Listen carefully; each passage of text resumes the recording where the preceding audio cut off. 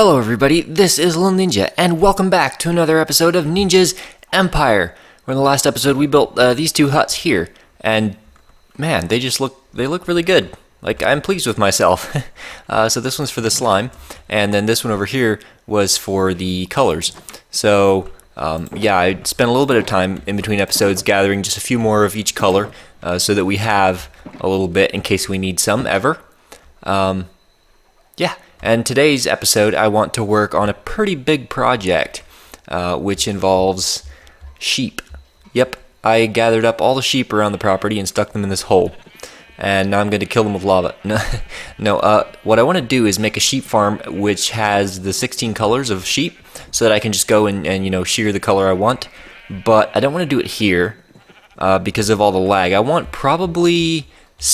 I'm going to go with 16 of each color, and then like 32 of the main colors, so like 32 white, black, and the two grays, maybe like that, 32 of each of those, and then 16 of all the other colors. And I want to do it in the Nether, and I think probably the safest way to do it would be to put it on the roof of the Nether, so that I have plenty of room to move, there's no danger of lava, and if I do it right, nothing should spawn up there. So yeah, I have to figure out how to get those sheep into the Nether, well, onto the roof, because right now I have to do it with, I hop into a single minecart, and then I, get out and hop into a minecart that's on the roof, and I need to break the bedrock. So, if I understand correctly, we can use a dragon egg to break the bedrock using lazy chunks. So I'm going to have to, oh, look at that, I reached a goal. I'm going to have to gather up some redstone here, a bunch of supplies, and take this dragon egg out into the Nether, onto the roof, and then I'll get back with you when I'm up there. So I was just looking back over my footage after I recorded a couple clips about how you figure out, how many chunks away you are, and how you drop the dragon egg off a piston, etc. And then I realized that I hadn't recorded one of them. So, yeah, but the other clips are fairly self-explanatory. Okay, so here we are. This is the 10th chunk. So we're 11 chunks away from the chunk that the piston is in. And if we flick this lever, it should break the bedrock. So it actually works out perfectly with redstone strength and then a repeater. It comes out to 1 repeater per chunk.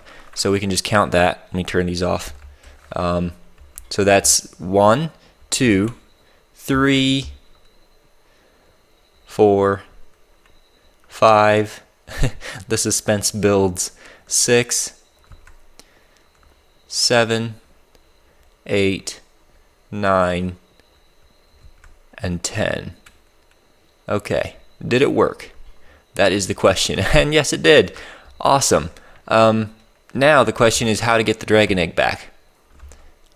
So I guess, click on it until it teleports back up onto a block that we can put a torch under it and break it? Something like that. Oh yes, that's what will happen. It will teleport off into some random place like underneath the bedrock. Let's see here. I wonder if there's like a certain way to actually, I think this works. If I break it with a piston, it should come back, or like break without teleporting. So if we just do this, yes, that works. Perfect. Now we got to do that again, over and over and over. Actually, we got to go back there and turn the lever off, then come back here, set it all up again, and do that repeatedly until we have a nice big open hole in the bedrock. Okay, so that took incredibly long, and because I did an incredibly big hole. Yeah, this is a 5x5 hole, and the reason I did it that big is because the Slipgator Woolievator, the minecart elevator, will fit inside this hole.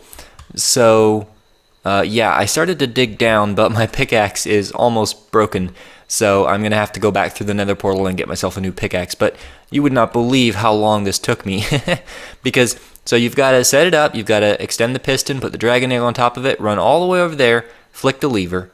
And then you gotta, well, I guess you flick the lever again, and then you run back and reset it, and go back, flick the lever, turn it off, come back over here, and yeah, it just takes a really long time. And as you can see, you're often breaking multiple layers of bedrock in one hole. Anyway, I'm going to run back and get myself a new pickaxe and dig this hole down and then connect it up to the nether portal down at the bottom. And here we are. I actually dug the hole 5 by 5. I should have dug it 7 by 7 because 5 by 5 is the size of the elevator, but in order to decorate around it, we're going to have it at least 7 by 7, which is the size of the hole down here. So basically it's got a drop chute, which is dead center, and then you've got walls that go around it like so, and then your minecart runs on a track that goes around the outside here, and then this ring out here is for your decoration. So yeah, I've got to dig that out a little bit yet there, but I'm going to do a shell like this of netherrack just the whole way up so that we can build on the inside of this thing without gas seeing us and constantly blowing up our work.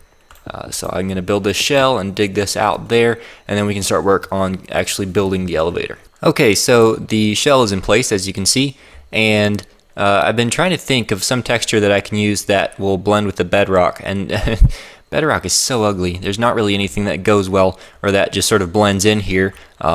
So I think I'm just going to use this gray concrete powder and just go the whole way down with it, because once the elevator is actually in place, you won't be able to see that much of the exterior. So just a nice solid gray the whole way down, and then we can use maybe colored glass or something a little brighter on the inside of the elevator to add some color and light to the room. Yeah, I think that'll work. So I got to fill that in, and then we can start work on the minecart track that goes up in a spiral up through the center. Okay, so that's done. This took a ton of concrete powder. It was almost 22 stacks of concrete powder to do that. And now I want to do, it looks pretty boring, right? So I want to do something a little bit more interesting for the tube going up the middle and the rail. So the rail is going to have to go up on red blocks. It's going to need red stone blocks for power, going up through. So I wonder if I have enough redstone. Barely.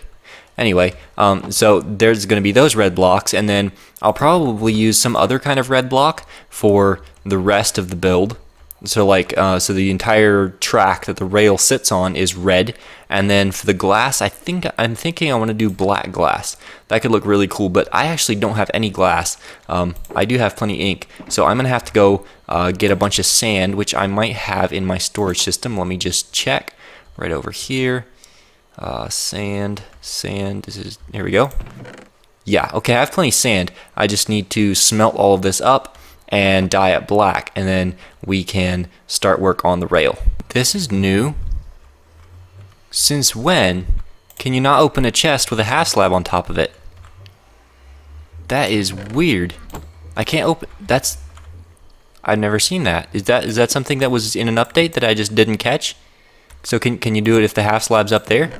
Yeah, see, that works. That is so strange.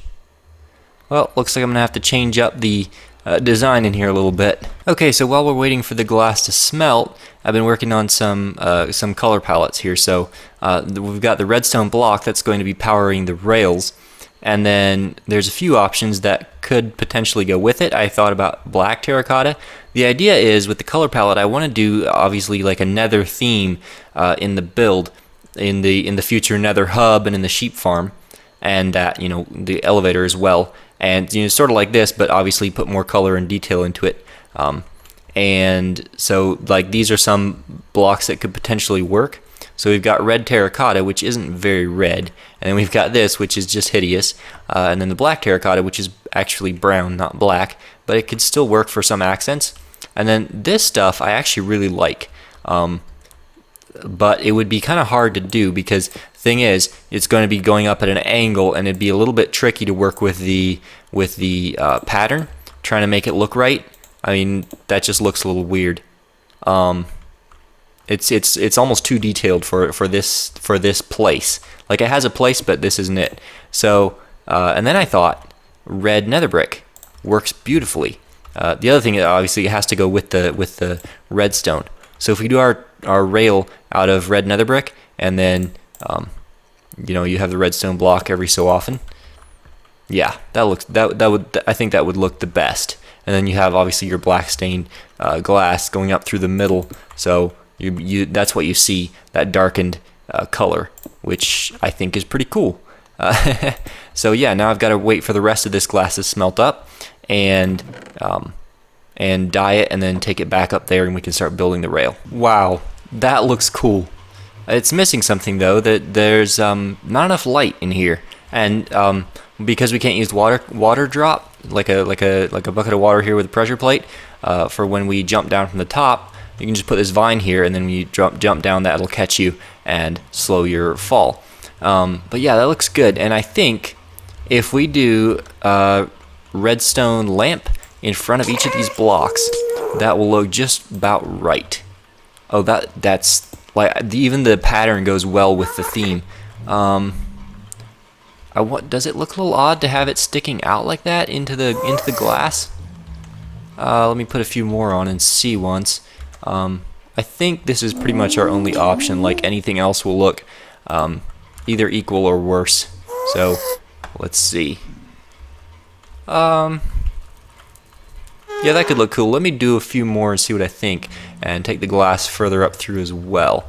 And then I want to have a dispenser here that puts a minecart out on the rail, and then let's see here. Rail goes like so, running up through here, and then obviously this stretch here would be powered, would stay off, so the dispenser kicks the minecart onto the rail when you're standing on this pressure plate that will be here, and then when you get into the minecart, it would the pressure plate would turn off and the rail would turn on, is what I'm thinking. So if we do something like so, then we need a solid rail there, or a regular rail I should say, and then like so. Yes, okay, that works. And then yeah, you basically get the idea. So I'm gonna go ahead and finish it on up through and be right back. Okay, so here we are at the top, and there's just a few things missing I have to go get. So this needs to be sand with a cactus on it to break the minecart, and then we need hoppers to go in here, and then have a dispenser down there that spits the minecart out into this hole and drops it down to the bottom. And the other thing is we have to put a half slab ceiling on this thing, because if we don't, ghasts will spawn up here and we will be very sad. So yeah, I've got to go back to the overworld and get some more supplies and do that. And then down at the bottom as well, I have the dispenser for that, and I just need to go underneath here and hook up the pressure plate and get a few minecarts as well to use this thing with. So yeah, I've got to run to the overworld and get some supplies, and I'll be right back. Okay, so I'm working on the system at the top here. Minecart comes up here and breaks on this cactus and drops into this hopper, goes into this dropper. And now, how do we get it to spit the minecart out? I had to power this rail with the torch here, because if I powered it under here, like at first I powered this block that's under this rail, but it locked the hopper and meant that the minecarts wouldn't go in there. So now I'm trying to figure out how to get this thing to auto fire, or to auto spit items out, because I need it to drop the minecarts to the bottom there. I'm not actually really I don't think there's a way to do it, because let's see, we would put comparator here, and then a block, redstone dust, repeater, so you know the cactus is in the way, and over here we can't put a block. Yeah, I think I might have to do it manually. So this works, like the minecart goes into the dropper, right? I think I can just demonstrate here. So it just breaks and disappears, and then it should be in here. Problem is, we have to press this manually, and then half the time I end up picking up the minecart before it has a chance to fall all the way to the bottom. I'm thinking the easiest thing to do here is going to be, like, because we have to do it manually anyway, there's not really that much difference between pressing the button and picking the minecart up off the ground and just chucking it down the hole manually. So I think that's what we're going to end up doing. Now we want to start work on the bottom, and I know that that did not work. Why is that? I changed this up a little here so that you wouldn't have to be against the side here. I added these blocks so that the vine can grow around, and hopefully that will make so that it catches you no matter where you are within the hole. But I'm hoping that it actually catches you when it's too high, because it certainly doesn't when it's one high. that could be a real problem actually. So now we've got a minecart in this dropper here, which I can't click on, and I've just ruined everything. Yeah, so now we have to figure out how to simultaneously unpower the rail and power the dropper from the same pressure plate. So we can't put the pressure plate here. It can't be up against the dropper either. We can't put it here because we're going to be walking out through here. So if we just put it off to the side, let's see here. Actually, you know what I'm going to do? I'm going to open this up a little bit and make like a proper entrance way, 5 wide, and have it nice and open here into the main hub. So if I do this, eat first, and then if I hold down right click and then break this block, perfect. Because that would be a real pain having to replace all that concrete. There's quite a lot. So now we can open this up a little bit. Let's see here. So the pressure plate needs to go here, and then if we go underneath, so it comes out of there, and it needs to power this block and also one of these blocks. Let me see here. If we go in here, which one would it be? Why is my middle click button not working? There we go. Okay, so we've got the rail powered from this block here, which is the second block over. Okay, so this pressure plate needs to power this block right here. So if we do this, let's see, like so, and then run it down into here, and the pressure plate is, yes, it's right here. Okay, good. And then it also needs to power this block here. So, oh, I know. So we need to do this, and then like so, and then put a block here so that it comes across, and then we have to put a block right there. Oops, I did that wrong. This has to come out further. So like this, good, and then like this. Okay, now it should power the block over there where the redstone torch is and the block or the dispenser simultaneously. So if we stand on here, it should dispense the minecart and turn the powered rail off. Perfect. Now when we get in the minecart, the rail turns back on and nothing happens. I bet this doesn't register that the half slab is actually a block, so the minecart doesn't know which direction to move in. Maybe if we do a stair, let's just try this for now. Let's chuck it back in there and do it again. Good. And then when we get in the minecart, perfect. Okay, that is the elevator done. It looks kind of cool doing this. So that's going to be all for today. I hope you enjoyed this video. If you did, be sure to leave a like, and if you want to see more, make sure to subscribe. But thanks for watching, guys, and I will see you in the next one.